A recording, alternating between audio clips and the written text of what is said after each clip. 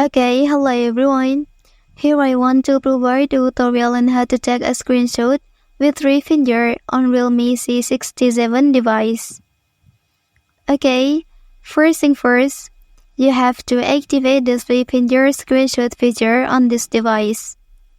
The way to do is, please open Settings menu. Okay, after that here please scroll down and then you can select System option.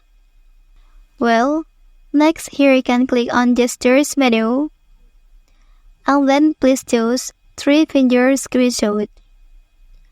Okay, and then you can activate it. After activating the feature, and then now you can take a screenshot by sliding your 3 finger. Well, that's the tutorial on how to take a screenshot with 3 finger on Realme C67 device. If you are helped by this video, don't forget to like and subscribe to get all the information from this channel. Thank you.